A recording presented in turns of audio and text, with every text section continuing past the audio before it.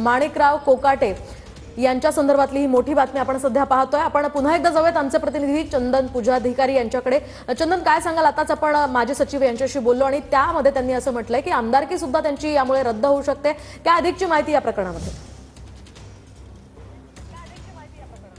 निश्चितपणे आपण बघू शकतो की या एकूणच सुनावणी दरम्यान दोन्ही बाजूंनी युक्तिवाद जो आहे तो करण्यात आला आणि त्याच्यानंतर आज ही शिक्षा जी आहे ती या ठिकाणी सुनावण्यात आलेली आहे।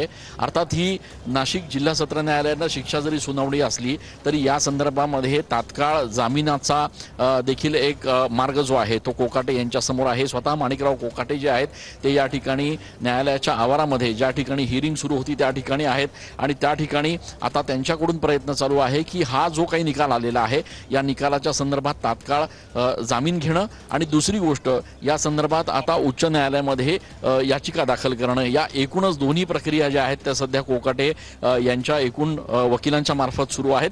मात्र या सगळ्या संदर्भामध्ये आपण जर बघितलं तर 1995चा हा संपूर्ण प्रकार आहे। 1995 ते 1999 अशा कालावधीमध्ये झालेले हे सगळे आरोप प्रत्यारोप आहेत। त्यामध्ये काही सदनिका ज्या आहेत, ज्या 10% मधल्या सदनिका ज्या आहेत त्या ज्या घटकांसाठी या ठिकाणी असतात त्या घटकांमध्ये समावेश नसताना देखील कोकाटे यांनी ते पदरात पाडून घेतले, अशा पद्धतीचा आरोप जो आहे तो त्यांच्यावर आणि त्यांच्या सोबत त्यांच्या भावावर देखील आहेत। आणि त्यामुळे या सगळ्या संदर्भामध्ये जुनी जरी केस असली, हे प्रकरण जरी जुनं असलं तरी त्या संदर्भात न्यायालयानं आता आपला निर्णय दिलेला आहे आणि या निर्णयानंतर आता त्यांना 2 वर्षाचा कारावास आणि त्याचप्रमाणे 50,000 रुपयांचा दंड अशा पद्धतीची शिक्षा सुनावण्यात आलेली आहे। अर्थात जरी असं असलं तरी मी सांगितल्याप्रमाणे की या सगळ्या शिक्षेला तात्काळ या ठिकाणी जामीन मिळण्याची देखील एक मार्ग जो आहे तो या ठिकाणी कोकाटे यांच्या समोर आहे आणि तीच प्रक्रिया सध्या या ठिकाणी सुरू आहे। कोकाटेंना